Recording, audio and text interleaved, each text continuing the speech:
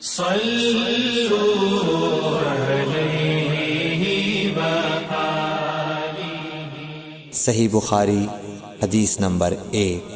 حضور اکرم صلی اللہ علیہ وآلہ وسلم کا ارشاد ہے، تمام اعمال کا دار و مدار نیت پر ہے، اور ہر عمل کا نتیجہ ہر انسان کو اس کی نیت کے مطابق ہی ملے گا۔ پس جس کی ہجرت دولت دنیا حاصل کرنے کے لیے ہو یا کسی عورت سے شادی کی غرض سے ہو، پس اس کی ہجرت انہی چیزوں کے لیے ہوگی جن کے حاصل کرنے کی نیت سے اس نے ہجرت کی۔ صحیح بخاری حدیث نمبر 2۔ حضور اکرم صلی اللہ علیہ وآلہ وسلم نے فرمایا کہ وحی نازل ہوتے وقت کبھی مجھ کو گھنٹی کی سی آواز محسوس ہوتی ہے، اور وحی کی یہ کیفیت مجھ پر بہت شاخ گزرتی ہے۔ جب یہ کیفیت ختم ہوتی ہے تو میرے دل و دماغ پر اس فرشتے کے ذریعے نازل شدہ وحی محفوظ ہو جاتی ہے، اور کسی وقت ایسا ہوتا ہے کہ فرشتہ بشکل انسان میرے پاس آتا ہے اور مجھ سے کلام کرتا ہے، پس میں اس کا کہا ہوا یاد رکھ لیتا ہوں۔ صحیح بخاری حدیث نمبر 3۔ حضرت صلی اللہ علیہ وآلہ وسلم پر وحی کا ابتدائی دور اچھے سچے پاکیزہ خوابوں سے شروع ہوا۔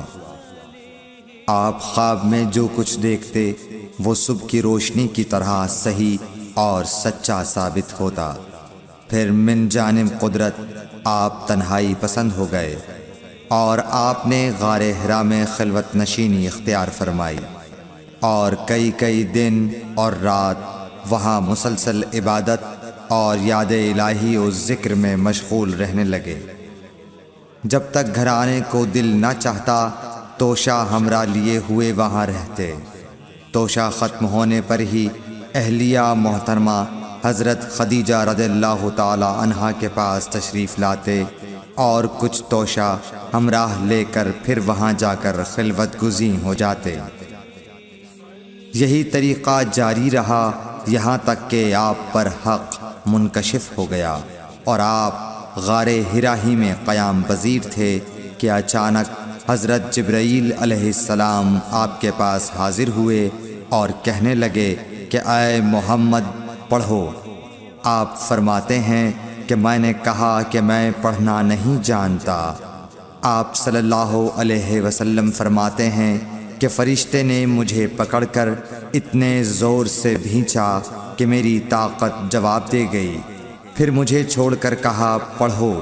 میں نے پھر وہی جواب دیا کہ میں پڑھا ہوا نہیں ہوں۔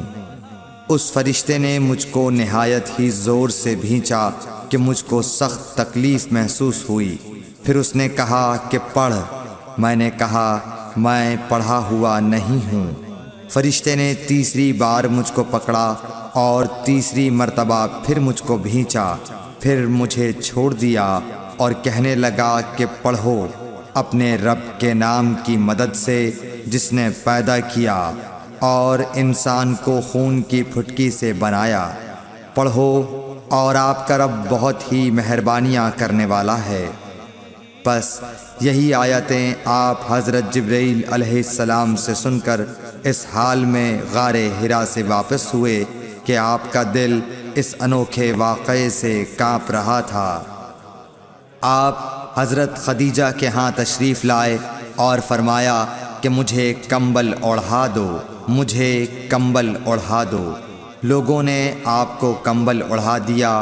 جب آپ کا ڈر جاتا رہا تو آپ نے اپنی زوجہ محترمہ حضرت خدیجہ رضی اللہ تعالی عنہا کو تفصیل کے ساتھ یہ واقعہ سنایا، اور فرمانے لگے کہ مجھ کو اب اپنی جان کا خوف ہو گیا ہے۔ آپ کی اہلیہ محترمہ حضرت خدیجہ رضی اللہ تعالی عنہا نے آپ کی ڈھارس بندھائی اور کہا کہ آپ کا خیال صحیح نہیں ہے۔ اللہ کی قسم آپ کو اللہ کبھی رسوا نہیں کرے گا۔ آپ تو اخلاق فاضلہ کے مالک ہیں، آپ تو کنبہ پرور ہیں، بے کسوں کا بوجھ اپنے سر پر رکھتے ہیں، مفلسوں کے لیے آپ کماتے ہیں، مہمان نوازی میں آپ بے مثال ہیں، اور مشکل وقت میں آپ امر حق کا ساتھ دیتے ہیں۔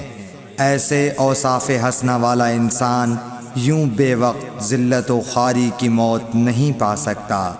پھر مزید تسلی کے لیے حضرت خدیجہ رضی اللہ تعالی عنہا آپ کو ورقہ بن نوفل کے پاس لے گئیں، جو ان کے چچا زاد بھائی تھے اور زمانہ جاہلیت میں نصرانی مذہب اختیار کر چکے تھے اور عبرانی زبان کے کاتب تھے۔ چنانچہ انجیل کو بھی حسب منشائے خداوندی عبرانی زبان میں لکھا کرتے تھے۔ انجیل سریانی زبان میں نازل ہوئی تھی، پھر اس کا ترجمہ عبرانی زبان میں ہوا۔ ورقہ اسی کو لکھتے تھے۔ وہ بہت بوڑھے ہو گئے تھے، یہاں تک کہ ان کی بینائی بھی رخصت ہو چکی تھی۔ حضرت خدیجہ رضی اللہ تعالی عنہا نے ان کے سامنے آپ کے حالات بیان کیے اور کہا کہ اے چچا زاد بھائی، اپنے بھتیجے محمد صلی اللہ علیہ وسلم کی زبانی ذرا ان کی کیفیت سن لیجئے۔ وہ بولے کہ بھتیجے، آپ نے جو کچھ دیکھا ہے اس کی تفصیل سناؤ۔ چنانچہ آپ صلی اللہ علیہ وآلہ وسلم نے از اول تا آخر پورا واقعہ سنایا، جسے سن کر ورقہ بے اختیار ہو کر بول اٹھے کہ یہ تو وہی ناموس معزز رازدان فرشتہ ہے جسے اللہ نے حضرت موسیٰ علیہ السلام پر وحی دے کر بھیجا تھا۔ کاش میں آپ کے اس عہد نبوت کے شروع ہونے پر جواں عمر ہوتا، کاش میں اس وقت تک زندہ رہتا جب کہ آپ کی قوم آپ کو اس شہر سے نکال دے گی۔ رسول کریم صلی اللہ علیہ وآلہ وسلم نے یہ سن کر تعجب سے پوچھا کہ کیا وہ لوگ مجھ کو نکال دیں گے، حالانکہ میں تو ان میں صادق و امین و مقبول ہوں۔ ورقہ بولا، ہاں یہ سب کچھ سچ ہے، مگر جو شخص بھی آپ کی طرح امر حق لے کر آیا لوگ اس کے دشمن ہی ہو گئے ہیں۔ اگر مجھے آپ کی نبوت کا وہ زمانہ مل جائے تو میں آپ کی پوری مدد کروں گا، مگر ورقہ کچھ دنوں کے بعد انتقال کر گئے۔ پھر کچھ عرصے تک وحی کی آمد موقوف رہی۔ صحیح بخاری حدیث نمبر 4۔ حضور اکرم صلی اللہ علیہ وآلہ وسلم نے وحی کے رک جانے کے زمانے کے حالات بیان فرماتے ہوئے کہا کہ ایک روز میں چلا جا رہا تھا کہ اچانک میں نے آسمان کی طرف ایک آواز سنی اور میں نے اپنا سر آسمان کی طرف اٹھایا۔ کیا دیکھتا ہوں کہ وہی فرشتہ جو میرے پاس غار حرا میں آیا تھا وہ آسمان و زمین کے بیچ میں ایک کرسی پر بیٹھا ہوا ہے۔ میں اس سے ڈر گیا اور گھر آنے پر میں نے پھر کمبل اوڑھنے کی خواہش ظاہر کی۔ اس وقت اللہ پاک کی طرف سے یہ آیات نازل ہوئیں، اے لحاف اوڑھ کر لیٹنے والے، اٹھ کھڑا ہو اور لوگوں کو عذاب الہی سے ڈرا اور اپنے رب کی بڑائی بیان کر اور اپنے کپڑوں کو پاک صاف رکھ اور گندگی سے دور رہ۔ اس کے بعد وہی تیزی کے ساتھ پے در پے آنے لگی۔ صحیح بخاری حدیث نمبر 5۔ رسول اللہ صلی اللہ علیہ وآلہ وسلم نزول قرآن کے وقت بہت سختی محسوس فرمایا کرتے تھے، اور اس کی علامتوں میں سے ایک یہ تھی کہ یاد کرنے کے لیے آپ اپنے ہونٹوں کو ہلاتے تھے۔ ابن عباس رضی اللہ تعالیٰ عنہ نے کہا، میں اپنے ہونٹوں کو ہلاتا ہوں جس طرح آپ ہلاتے تھے۔ سعید کہتے ہیں، میں بھی اپنے ہونٹ ہلاتا ہوں جس طرح ابن عباس رضی اللہ تعالیٰ عنہ کو میں نے ہلاتے دیکھا۔ پھر انہوں نے اپنے ہونٹ ہلائے۔ ابن عباس رضی اللہ تعالیٰ عنہ نے کہا، پھر یہ آیت اتری کہ اے محمد، قرآن کو جلد جلد یاد کرنے کے لیے اپنی زبان نہ ہلاؤ۔ اس کا جمع کر دینا اور پڑھا دینا ہمارا ذمہ ہے۔ حضرت ابن عباس رضی اللہ تعالی عنہ کہتے ہیں، یعنی قرآن آپ صلی اللہ علیہ وآلہ وسلم کے دل میں جمع دینا اور پڑھا دینا ہمارے ذمہ ہے۔ پھر جب ہم پڑھ چکے تو اس پڑھے ہوئے کی اتباع کرو۔ ابن عباس رضی اللہ تعالی عنہ فرماتے ہیں، اس کا مطلب یہ ہے آپ اس کو خاموشی کے ساتھ سنتے رہو، اس کے بعد مطلب سمجھا دینا ہمارے ذمہ ہے۔ پھر یقیناً یہ ہماری ذمہ داری ہے کہ آپ اس کو پڑھو، یعنی اس کو محفوظ کر سکو۔ چنانچہ اس کے بعد جب آپ کے پاس حضرت جبرائیل علیہ السلام وحی لے کر آتے تو آپ توجہ سے سنتے، جب وہ چلے جاتے تو رسول اللہ صلی اللہ علیہ وسلم اس وحی کو اس طرح پڑھتے جس طرح حضرت جبرائیل علیہ السلام نے اسے پڑھا تھا۔ صحیح بخاری حدیث نمبر 6۔ رسول اللہ صلی اللہ علیہ وآلہ وسلم سب لوگوں سے زیادہ جواد سخی تھے، اور رمضان میں دوسرے اوقات کے مقابلے میں جب جبرائیل علیہ السلام آپ صلی اللہ علیہ وآلہ وسلم سے ملتے بہت ہی زیادہ جود و کرم فرماتے۔ جبرائیل علیہ السلام رمضان کی ہر رات میں آپ صلی اللہ علیہ وآلہ وسلم سے ملاقات کرتے اور آپ کے ساتھ قرآن کا دورہ کرتے۔ غرض حضرت صلی اللہ علیہ وآلہ وسلم لوگوں کو بھلائی پہنچانے میں بارش لانے والی ہوا سے بھی زیادہ جود و کرم فرمایا کرتے تھے۔ صحیح بخاری حدیث نمبر 7۔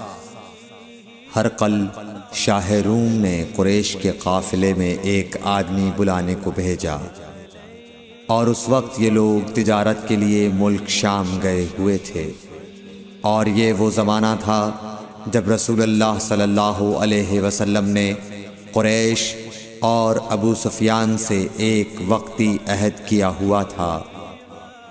جب ابو سفیان اور دوسرے لوگ ہرقل کے پاس ایلیا پہنچے جہاں ہرقل نے دربار طلب کیا تھا، اس کے گرد روم کے بڑے بڑے لوگ، علماء، وزراء و امراء بیٹھے ہوئے تھے۔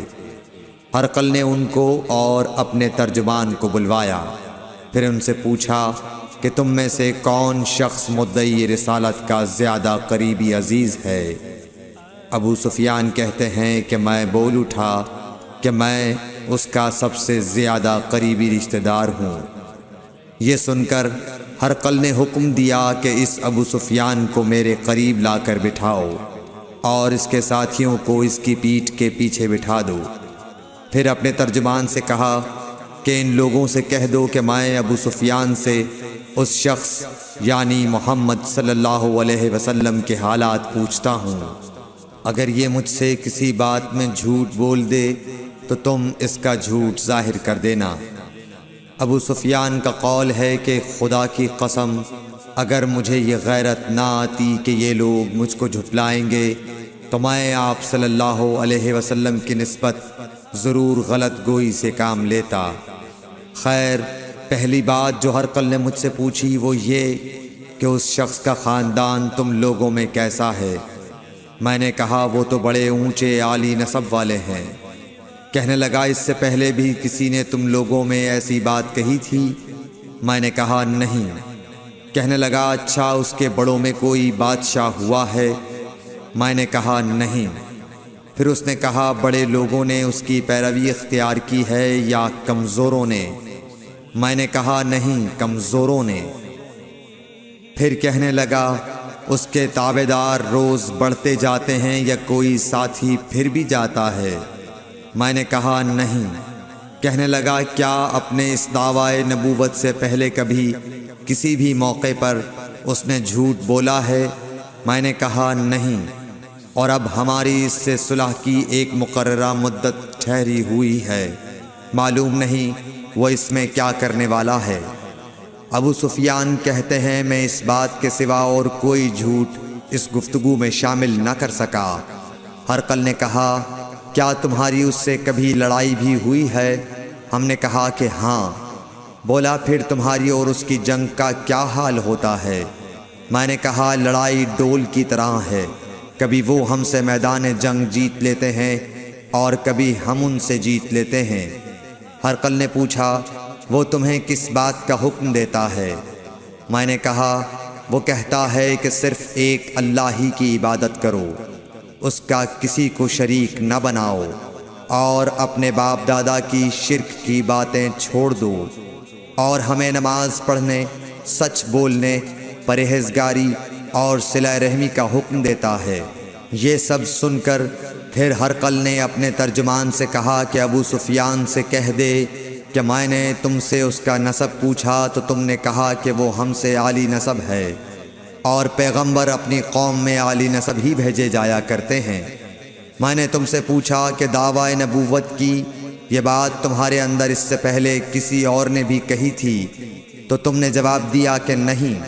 تب میں نے اپنے دل میں کہا کہ اگر یہ بات اس سے پہلے کسی اور نے کہی ہوتی تو میں سمجھتا کہ اس شخص نے بھی اسی بات کی تقلید کی ہے جو پہلے کہی جا چکی ہے۔ میں نے تم سے پوچھا کہ اس کے بڑوں میں کوئی بادشاہ بھی گزرا ہے تو تم نے کہا کہ نہیں۔ تو میں نے دل میں کہا کہ ان کے بزرگوں میں سے کوئی بادشاہ ہوا ہوگا تو کہہ دوں گا کہ وہ شخص اس بہانے اپنے آباء و اجداد کی بادشاہت اور ان کا ملک دوبارہ حاصل کرنا چاہتا ہے۔ اور میں نے تم سے پوچھا کہ اس بات کے کہنے یعنی پیغمبری کا دعویٰ کرنے سے پہلے تم نے کبھی اس کو دروغ گوئی کا الزام لگایا ہے؟ تم نے کہا کہ نہیں۔ تو میں نے سمجھ لیا کہ جو شخص آدمیوں کے ساتھ دروغ گوئی سے بچے وہ اللہ کے بارے میں کیسے جھوٹی بات کہہ سکتا ہے۔ اور میں نے تم سے پوچھا کہ بڑے لوگ اس کے پیرو ہوتے ہیں یا کمزور آدمی؟ تم نے کہا کمزوروں نے اس کی اتباع کی ہے۔ تو دراصل یہی لوگ پیغمبروں کے متبعین ہوتے ہیں۔ اور میں نے تم سے پوچھا کہ اس کے ساتھی بڑھ رہے ہیں یا کم ہو رہے ہیں؟ تم نے کہا کہ وہ بڑھ رہے ہیں، اور ایمان کی کیفیت یہی ہوتی ہے حتیٰ کہ وہ کامل ہو جاتا ہے۔ اور میں نے تم سے پوچھا کہ آیا کوئی شخص اس کے دین سے ناخوش ہو کر مرتد بھی ہو جاتا ہے؟ تم نے کہا نہیں۔ تو ایمان کی خاصیت بھی یہی ہے، جن کے دلوں میں اس کی مسرت رچ بس جائے وہ اس سے لوٹا نہیں کرتے۔ اور میں نے تم سے پوچھا کہ آیا وہ کبھی عہد شکنی کرتے ہیں؟ تم نے کہا نہیں۔ پیغمبروں کا یہی حال ہوتا ہے، وہ عہد کی خلاف ورزی نہیں کرتے۔ اور میں نے تم سے کہا کہ وہ تم سے کس چیز کے لیے کہتے ہیں؟ تم نے کہا کہ وہ ہمیں حکم دیتے ہیں کہ اللہ کی عبادت کرو، اس کے ساتھ کسی کو شریک نہ ٹھہراؤ، اور تمہیں بتوں کی پرستش سے روکتے ہیں، سچ بولنے اور پرہیزگاری کا حکم دیتے ہیں۔ لہٰذا اگر یہ باتیں جو تم کہہ رہے ہو سچ ہیں تو ان قریب وہ اس جگہ کا مالک ہو جائے گا کہ جہاں میرے یہ دونوں پاؤں ہیں۔ مجھے معلوم تھا کہ وہ پیغمبر آنے والا ہے، مگر مجھے یہ معلوم نہیں تھا کہ وہ تمہارے اندر ہوگا۔ اگر میں جانتا کہ اس تک پہنچ سکوں گا تو اس سے ملنے کے لیے ہر تکلیف گوارا کرتا۔ اگر میں اس کے پاس ہوتا تو اس کے پاؤں دھوتا۔ ہرقل نے رسول اللہ صلی اللہ علیہ وسلم کا وہ خط منگایا جو آپ نے وحیہ کلبی رضی اللہ تعالیٰ عنہ کے ذریعے حاکم بصرہ کے پاس بھیجا تھا، اور اس نے وہ ہرقل کے پاس بھیج دیا تھا۔ پھر اس کو پڑھا تو اس میں لکھا تھا، اللہ کے نام کے ساتھ جو نہایت مہربان اور رحم والا ہے۔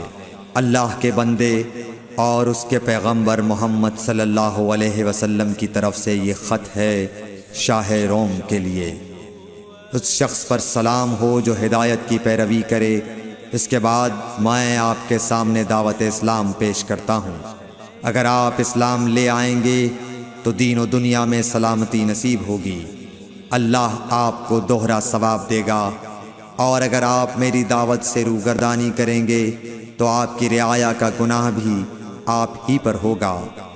اور اے اہل کتاب، ایک ایسی بات پر آ جاؤ جو ہمارے اور تمہارے درمیان یکساں ہے، وہ یہ کہ ہم اللہ کے سوا کسی کی عبادت نہ کریں اور کسی کو اس کا شریک نہ ٹھہرائیں، اور نہ ہم میں سے کوئی کسی کو خدا کے سوا اپنا رب بنائے۔ پھر اگر وہ اہل کتاب اس کتاب سے منہ پھیر لیں تو مسلمانوں تم ان سے کہہ دو کہ تم مانو یا نہ مانو، ہم ایک خدا کے اطاعت گزار ہیں۔ ابو سفیان کہتے ہیں جب ہرقل نے جو کچھ کہنا تھا کہہ دیا اور خط پڑھ کر فارغ ہوا تو اس کے ارد گرد بہت شور و غوغا ہوا، بہت سی آوازیں اٹھیں اور ہمیں باہر نکال دیا گیا۔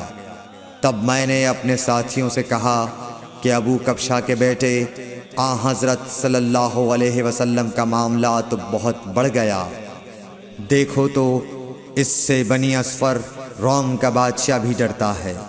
مجھے اس وقت سے اس بات کا یقین ہو گیا کہ حضور صلی اللہ علیہ وسلم ان قریب غالب ہو کر رہیں گے، حتیٰ کہ اللہ نے مجھے مسلمان کر دیا۔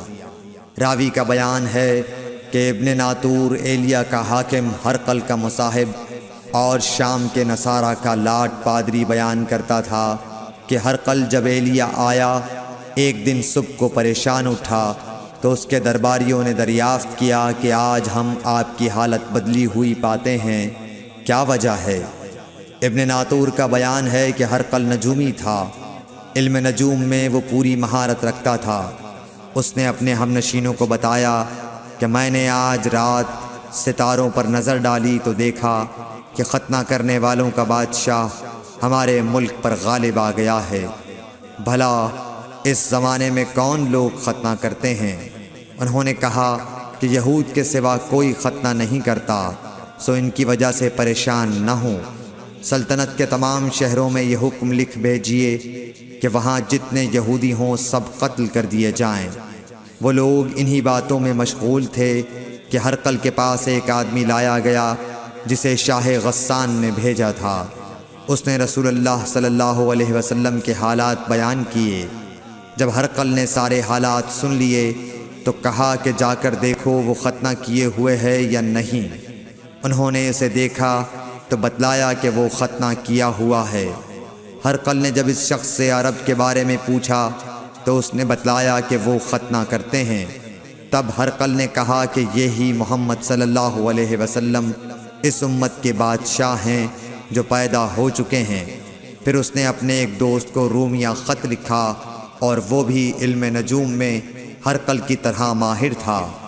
پھر وہاں سے ہرقل حمص چلا گیا، ابھی حمص سے نکلا نہیں تھا کہ اس کے دوست کا خط اس کے جواب میں آ گیا۔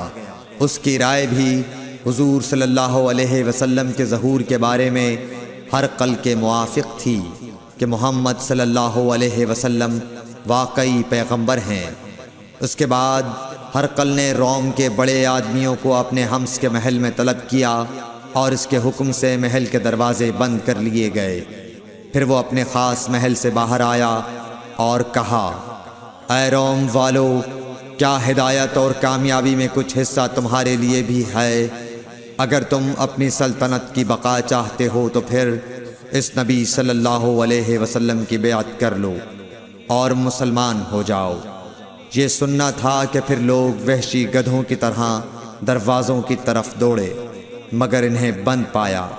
آخر جب ہرقل نے اس بات سے ان کی یہ نفرت دیکھی اور ان کے ایمان لانے سے مایوس ہو گیا تو کہنے لگا کہ ان لوگوں کو میرے پاس لاؤ۔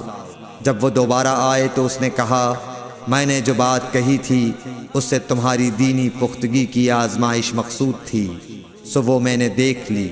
تب یہ بات سن کر وہ سب کے سب اس کے سامنے سجدے میں گر پڑے اور اس سے خوش ہو گئے۔ بالآخر ہرقل کی آخری حالت یہی رہی۔ صحیح بخاری حدیث نمبر 8۔ رسول اللہ صلی اللہ علیہ وسلم نے فرمایا، اسلام کی بنیاد 5 چیزوں پر قائم کی گئی ہے۔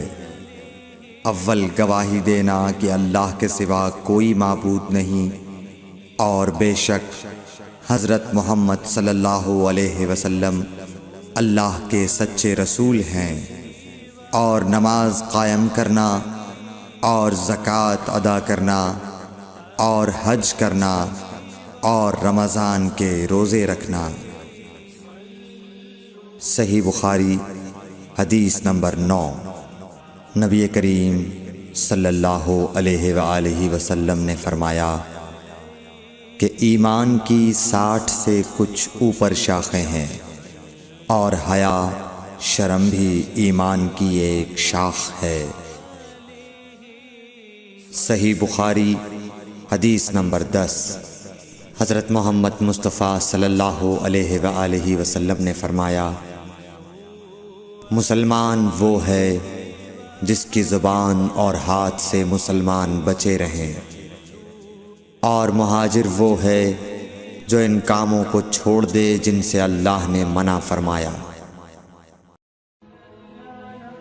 Thanks for watching. Don't forget to like, comment, share and subscribe to